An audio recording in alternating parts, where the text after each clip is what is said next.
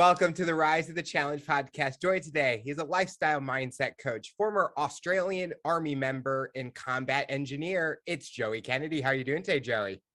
I'm good. How are you? I'm doing good. We're so excited to have you on the show to talk about your rise to the challenge. What we like to do with all of our guests is go right to the beginning. Talk about where you're from and what were you involved in growing up. I grew up around Western Sydney. Actually, I was listening to another one of your shows. It's another dude. I think it's like a cop or something. Western Sydney as well. But yeah, Western Sydney. I didn't really get any like direction, any good role models or anything. So I spent most of my time just. I was kind of half at school and like getting drunk and smoking weed, and I kind of knew I was going to join the army, so I was just like, what else am I going to do? And yeah, so I hit 18, finished school, and then one day my dad comes in. He comes in. He's like, "You're going up to Brisbane to meet your sister," because I never met her before, "and you're gonna go and live with her." And I'm like, "Oh, okay." And he's like, "Don't take the good suitcase because you're not coming back." And I'm like, "Oh, fuck." And so yeah, I lived with her for a bit while she helped me get into the army, and I joined as like a supply coordinator originally, which is like kind of like warehousing. And because it was the first job available, I was just like, I just need somewhere to go. And I remember sitting on the bus, like on the way there, and I was 18 and I was like 65 kilos. I don't know how many pounds that is, but like, and it was all these big dudes around. It was like 60 of us. And I was like, oh, I'm not meant to be here, man. But yeah, like 25 of us got through like that course. But I think my advantage was that I just had nowhere else to go, so I just wasn't going to quit. But yeah, that was kind of my intro into the army. As you were growing up, was it hard for you to find a passion in something like an activity or like kind of go do something? And that's maybe why you went in a certain direction with kind of like drugs, alcohol, things like that. I think like nothing really interests me. Like there was like a lot of sports and stuff going on around me, but I was never into it. I wasn't that into school because I was like, what's the point? And I was basically always just kind of like looking for connection with people. Because I just wasn't getting it at home. But I didn't grow up like poor, but I was never really given anything. And so I was just kind of always searching for love, and I just kind of never got it. You talked about not really caring about school. If you talked about earlier, also, you didn't have like a role model. Do you think a role model would have helped you maybe kind of focus in maybe on school or finding that new direction? Oh yeah, of course. Like I was always seeking it, looking for a mentor. Then I'd find a mentor and be like, oh, this guy's got it. This guy's got the answers. And then we're like, ah, he's kind of killing it this area. But then you just be drinking every day, or someone else has some other problem. You're like, okay, they're not really that great of a mentor. So I think like there's not enough like good role models like now. And so I think after my experiences, I was like, especially on my army stuff, I was like, oh man, if I just had someone who had been through it and could like give me guidance, that would have been like awesome. And so I was never getting it. There was no one I could really look up to fully.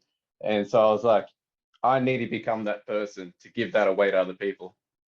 When you were getting involved in those activities with drugs and alcohol, was there something that was influencing the younger demographic to kind of go into that? Or were you influenced to kind of go in those directions because you wanted to be maybe cool or fit in with a certain group? Um, I think just because like at that time was just like it was very like normal. Like drinking is pretty big in Australia. I'm like now I'm in the UK, but like drinking's huge here as well. And it's just like seems like there's something you do. So you just kind of like whatever money we could get, we'd just go and try and get alcohol and just to get off your face basically. It's just escape reality. That's what I think it was. And I feel like even now people do that now all the time, like that's my escapism, is just like hitting the bottle. I think that's similar to here in the States, especially not much as a young age, like under Yeah. 21, it's illegal, but those kids, they kind of just want to experience it to say that, oh, I did try it. And then when they get to 21, they're like, oh, I don't need to do this anymore. But I was not that way. I was like, keep me away from it. And I don't even drink that much, but it's popular here in the States. Everywhere you Yeah. go, there's alcohol everywhere. Yeah, well, I mean, now I don't. Like, I think where I was growing up, it was very like, um, very normal. Even like younger kids were drinking and stuff. I remember like 13, and I came home like drunk, and then my mum was like, "Oh, you drunk?" And I'm like holding it was like a goon bag, it's like a cask wine kind of thing. And I'm like, "Oh no!" And then and I was smoking a cigarette as well. And she's like, "Are you smoking?" I'm around. I'm like, "Oh no!" And she's like, "Oh, I'm not holding your hair back." And then that was it. And I was like, "Oh, okay, cool. I'm not even in trouble." But like, but yeah, it was very normal, like kind of growing up. Did your parents kind of have a good relationship with you? Like, were you guys able to get along? Because you mentioned that you didn't know you had a sister. And so, did they not tell you about those kind of things, or they were just more protecting you in a way? Well, I've got like three siblings. So I got like my brother who I grew up with, and he's a year older than me. And then I've got like two older siblings, like a brother and a sister, but there's like a 20-year gap. I kind of knew I knew I had a brother and sister. Like I got told I did, but like I think I only met him like once growing up, so I didn't like they're just like strangers kind of thing. But that was good. Like she took me in and everything. But yeah, now I'm like pretty close to him. Like now that I've kind of grown up and stuff. And then my parents, it was like my dad was pretty. Uh, I don't think it was that. Like he grew up worse than I did. So like we kind of not that it's right, like pass on things. And it was a bit chaotic growing up with him because my mum gave up custody of me when I was like 5. They got a divorce and I lived with him. And I saw my mum like once every couple of weeks or something. But yeah, so not like the best upbringing, but not the worst either. You do you think things would be different if you were living with your mom more than with your dad? So I think it would be same result. I don't think either of them treated me. They both treated me better than what they were treated. Um, but I don't think I would have got the guidance at either home. When you dad told you that don't take the good suitcase because you're not coming back, were you worried that now I'm going to have to be on my own? I don't know what to expect. What am I going to do to stay financially stable? Things like that. Oh, I just didn't care. Like I was just like, I think I left school. It was like I think it was a month after when I actually got kicked out. But I remember it was like the Call of Duty days, and I would stay up to like 5 a.m. playing Call of Duty and then like sleep all day. And I wasn't even thinking what am I gonna do with myself. Besides, like I'll probably end up joining the army. And yeah, and then he didn't take me to like the airport. He took me to his train station, and I wasn't that experienced even catching trains, and let alone like catching a flight and stuff. And he's like, "Just be your own man." And I'm like, "All right, see ya." Because there wasn't any love there. Like, "Oh, sorry, you gotta go." It was kind of I'm like, "Oh well, I'm not gonna like." I don't know. I think I had too much emotional baggage towards him at that stage to really care that he was kicking me out. See, I can relate to the 5 a.m. Staying up playing video games all the time, but I mean, can't do that now or I'm not going to be able to stay awake all day.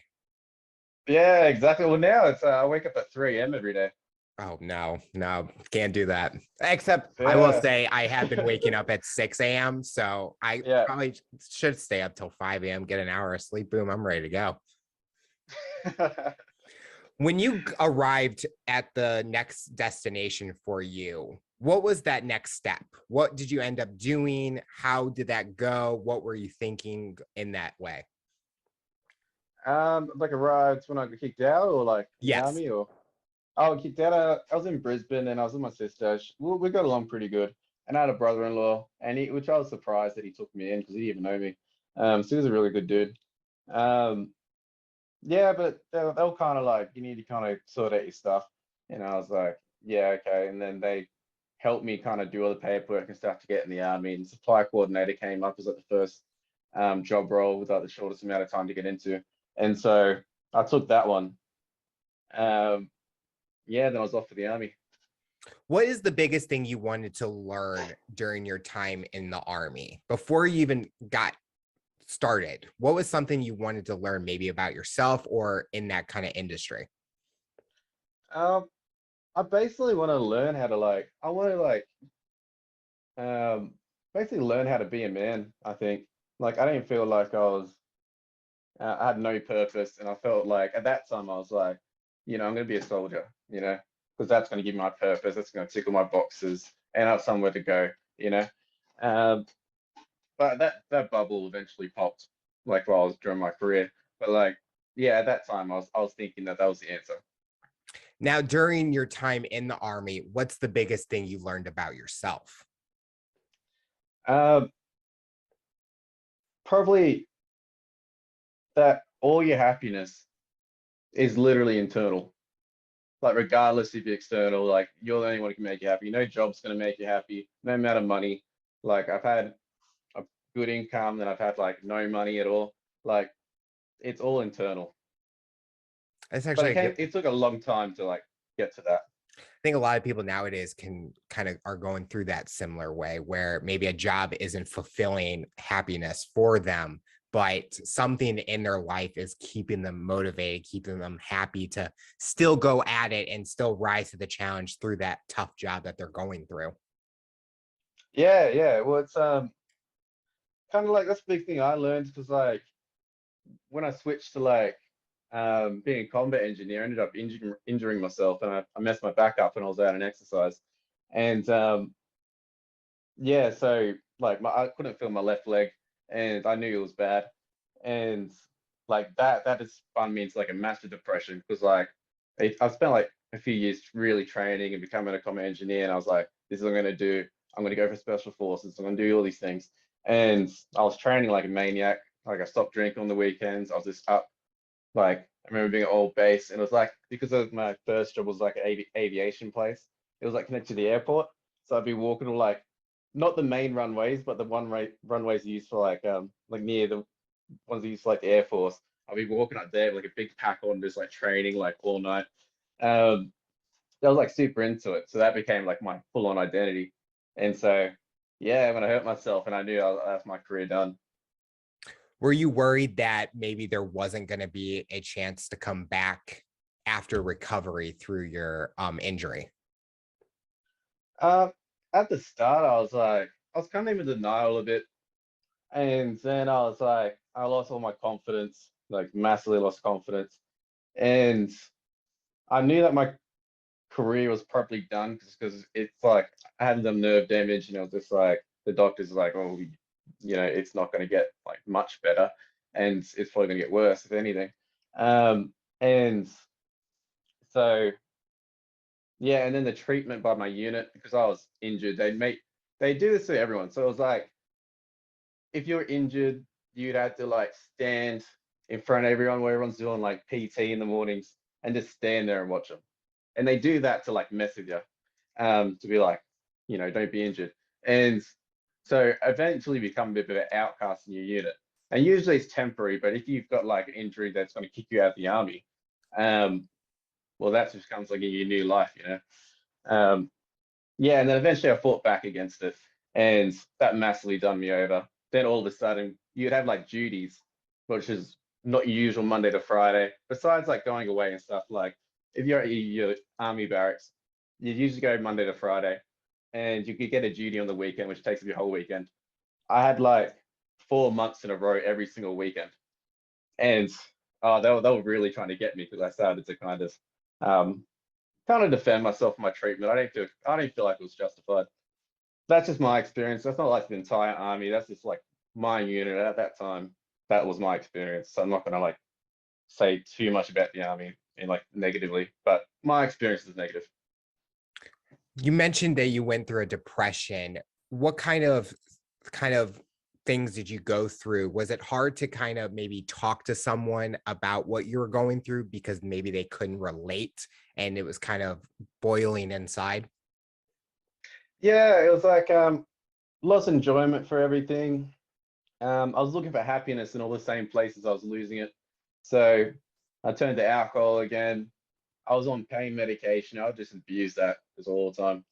And I was in a relationship at that time, and she was like cheating on me, which I knew she was cheating on me, but like I had no company, so it was just like I just accepted it, and I was just like whatever, I felt very worthless. And if I tried to like, I had some few good mates and stuff, but like it. people just couldn't relate, you know? So I'll be like, I just don't see any enjoy in anything. They're like, I just get out there and do this. It's just like, well, no. Then I feel like weird again because um, I know I should be having fun now, but I'm not enjoying myself, you know? And even when I was going for like therapy and stuff, and it was just like, even a lot of the psychs, because I was just like, what the hell are you talking about? But like, yeah, so it was definitely hard to relate. But like now, when I'm coaching now, it's like a lot of people can relate to it. And even when I was in the army and I was going through, I ended up going to Soldier Recovery Center, which is like a center just for soldiers who are injured if you were going to leave eventually, kind of thing.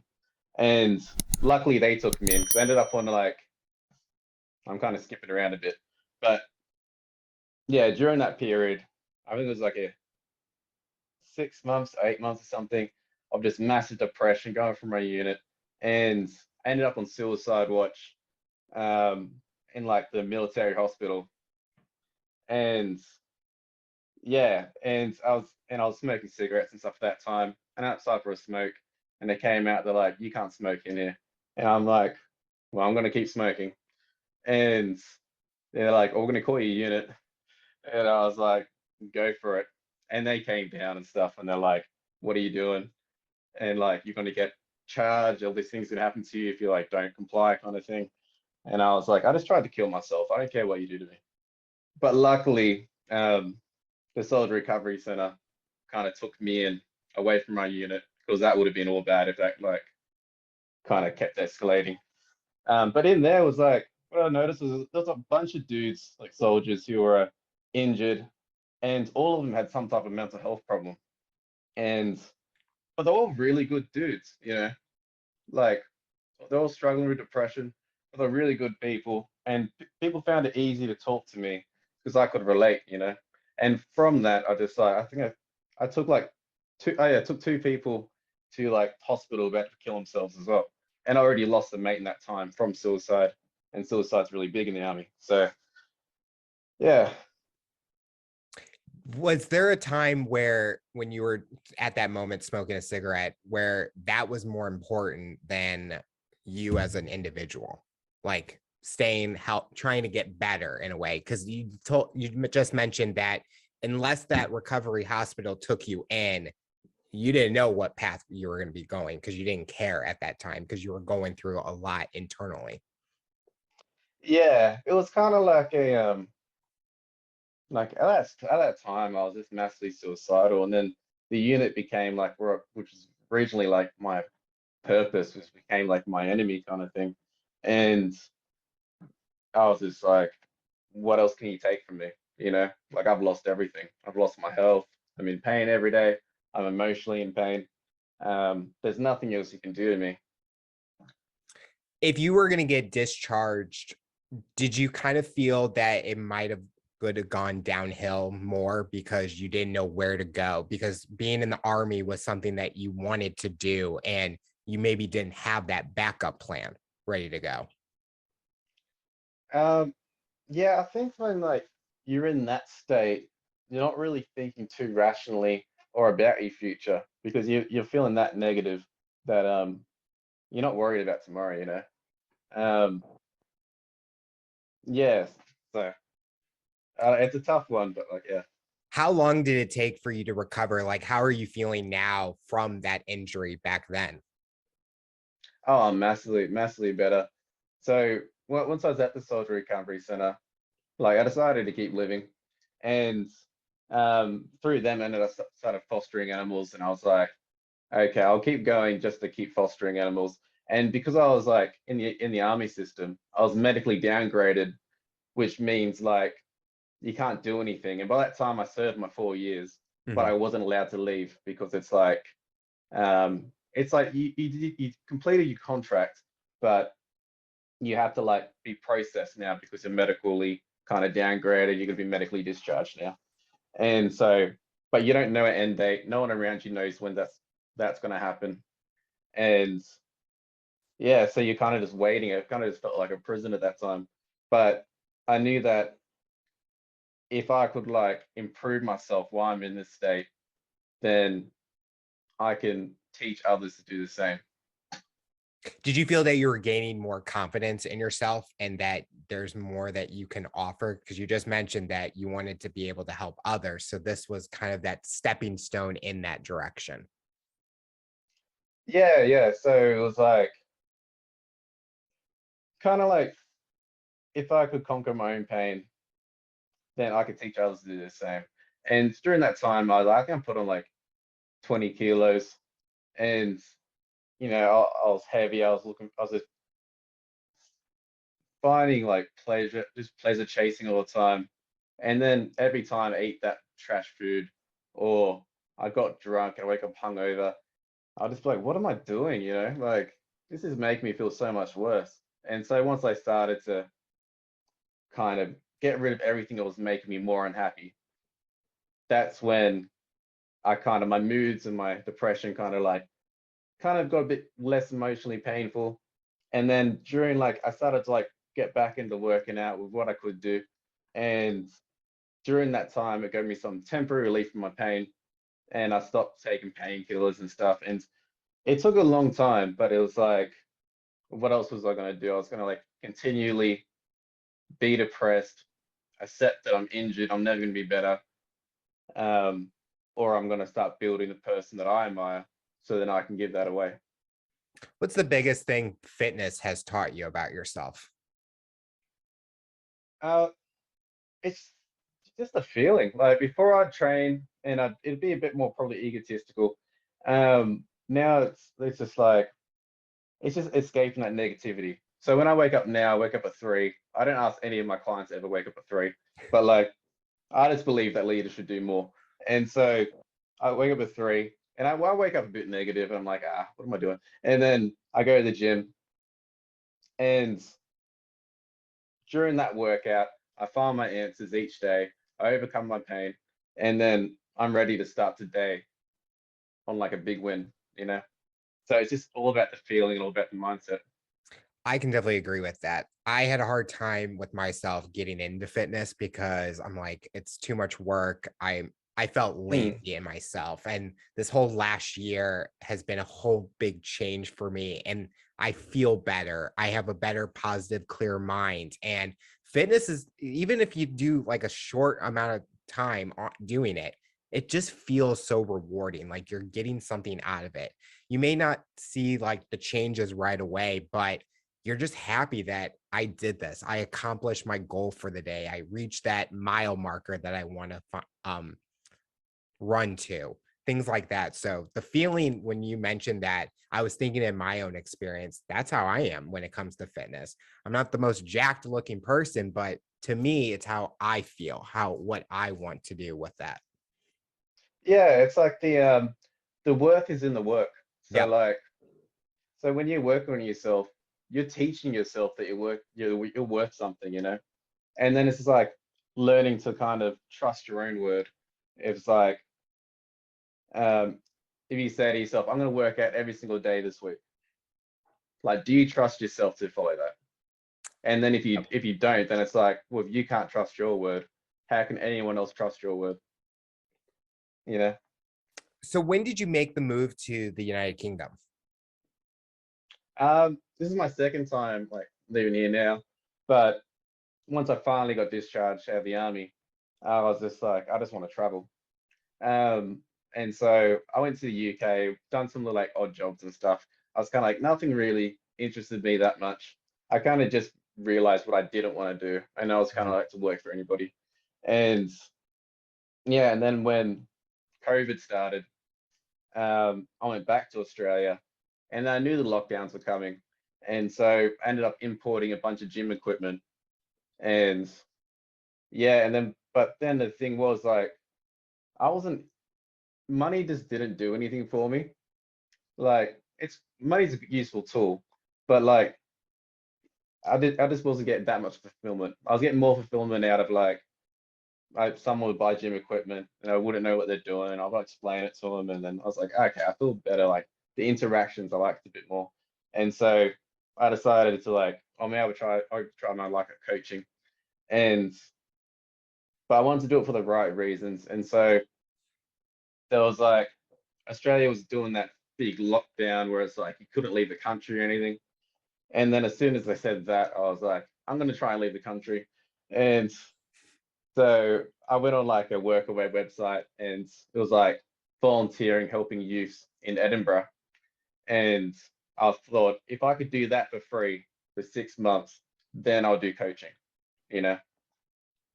When you were living in the United Kingdom, was it kind of like a way to feel like you didn't have like certain baggage back in Australia, or like the memories were there, but it's a new fresh start in a new spot? Yeah, yeah, definitely. It's like a fresh start. And it's just like, it's hard to explain to people, but it's like kind of like a bit of a calling. Like I just wasn't settled in Australia. Even when I went back there the second time, I was just like, nothing, it just doesn't feel right. I was just like itching to go again. And so, yeah, I just knew I had to leave again. And I realized a lot when I was alone in solitude or like traveling by myself, I reflected more. And so I was growing as a person faster. It sounds like when you mentioned it was your calling to go to like travel across the world and things like that, it kind of shows like kind of your mindset has kind of gains even more through the time after the army. You kind of had a mission, you kind of had a passion to go in a certain direction. Do you feel that now where you are today, that you have a purpose of what you're doing? You have that mission and that message that you're trying to bring to like your clients? Yeah, yeah, definitely. So it was like it took a long time to like get to this point now. I think it's been like over 4 years of continuously working on myself every day. And then it's kind of like it's like kind of like scales a bit. It's like my biggest problems were like escapism, and which I do that with like drugs, alcohol, even video games and stuff. I just do that all day if I like got the opportunity. And so you kind of like scale down those are your big problems. You scale those down, and then your other smaller problems like deep-seated problems come up, and you kind of like work on them next. But like, yeah, it's all a big process, and then you realize that like that voice in the morning is like, oh, you should lose weight. Like that's not really you. It's more your conscience, Mhm. being like, be better. And then you like operate between the line of like your conscience talking to you of like, you should be doing these things. For those days you're like, I've got all this stuff to do. I'm gonna ignore it. Like that's your conscience talking to you, telling you how to be better, kind of thing.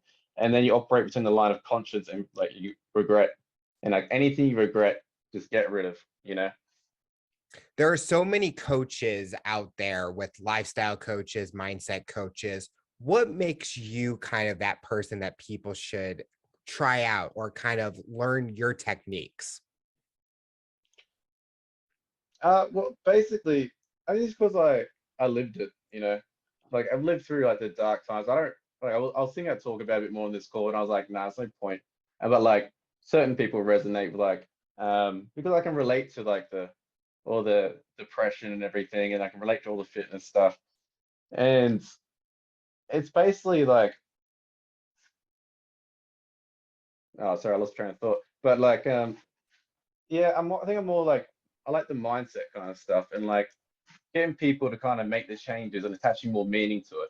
So if I wanted to train and I was like, I just want to get bigger biceps, I would fail like after a few weeks. And that's what you see all the time because there's Mhm. no deeper attention like attached to it. So it's like, I'm going to improve myself so I can like my girl or my future partner or whatever it is, like they deserve better, and I'm going to sacrifice for them, you know. But different people need different kind of motivations. But it's like attaching deeper meaning. I like that you mentioned relatability because I'm so on for that. I'm going through my journey as a diabetic, and I can talk to other diabetics because they know what we're both going through and things like that. So Yeah, when you exactly. talk about your story, I think that's so important because people want to know that that person has gone through those struggles, they've gone through those challenges, and that they have gotten to where they are today because they've rise to the challenge. So they can connect with you more. If I'm going through someone in fitness that is not a diabetic, they're going to have a harder Mm. time knowing the struggles I'm going through and think, oh, it's just excuses. It's like, I know what I'm going through. And so other Yeah. diabetics that are in fitness, they know what to do because we're going through that similar. So I appreciate that you were so open about that, because I think that's truly something that you stand out with, is you've gone through something and people can connect and see the positive vibes that you now are showing every one of your clients. Yeah, exactly. And like originally I was getting into it, and I actually got like my own coach, and he was really good. And then I was like, man, I should just like start to do coaching. Like, should I do coaching? And I was kind of naturally already a bit of a counselor to people around me, and I was kind of coaching people a lot without realizing it. And I'd give people, when I was selling gym equipment, workout plans Mhm. just to do it for them. Like I wouldn't ask for any money or anything. I'm just like, oh, I can tell you like you need help. And so yeah, and then I got like a bit of doubt about it. I was like, the market's saturated, blah blah blah. And then like my missus now, she like she'd show me, and like I was like, this is like one of the nutritionists who's like in this area, and he was overweight, like talking about nutrition. And I'm like, fuck, like you gotta at least live it, you know? Like I can't teach people about fitness and discipline if I don't live it, you know? Yep. And so I think you really got to live what you preach, like personify the teachings. Have you been working with clients locally, or has it been international with other countries? International, actually, my first couple were from Australia. So Oh, yeah, I was like, okay, cool. But yeah, this online. have you ever thought about trying to grow it even more than what you have today? Yeah, Your definitely. Like, coaching and all that. yeah. I think it's going to just keep growing. Um, like I'm only like still kind of new to actually getting paid to coach. You know, I was coaching for like the last few years, but I was just never wanted money for it. And now I was like, okay, if I can do it full time, I can coach more people. And now I've structured it like a lot better, where I can like handle more clients. Um, yeah, I think it'll just keep kind of grow as I grow. And well, what I think I love about it is like you only get paid your worth, you know. Mhm. So um, yeah, so I've got to like give results, and then that's kind of like you get rewarded for like the value you bring. So I really like that about it. You talked about the mental health struggles that you've gone through.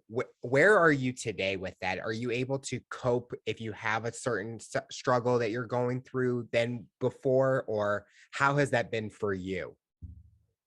Now it's complete 180. Yeah, like no, I got really good stress management now. Um, but again, it just takes time. It takes time and like work on yourself, instilling like those habits. Like I think that everyone's looking for the hack all the time. How do I feel better? Or like, how do I get the bigger muscles? Anything it is. But like, we're always looking for the quick fix and the hack.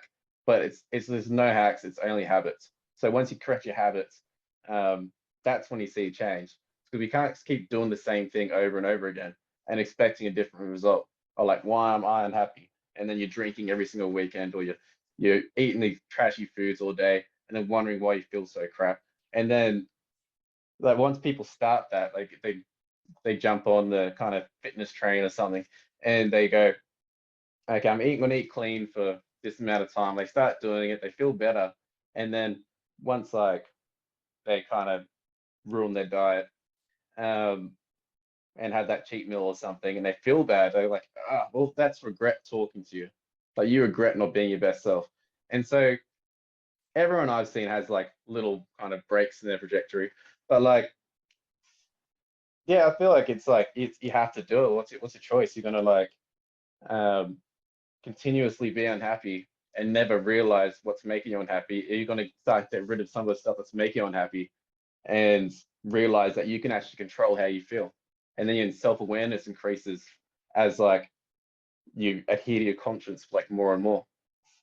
When you're working with a client, what's the one biggest thing that you want them to maybe realize, understand what they're going through, or kind of be honest about with you? Um,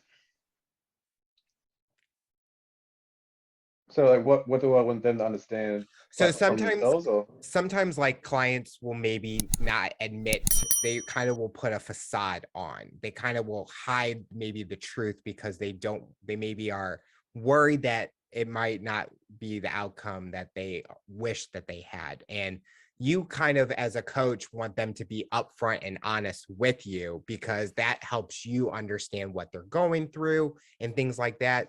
Mm. But what do you hope that they do to help make sure that you help them to the fullest potential? Just be honest and accountable. Like if you mess up, this is like I messed up, and it's just like okay, how do you feel that you now that you messed up? And it's like I feel crap compared to last week when I was killing it. And it's like okay, well there we go. You already know the answer.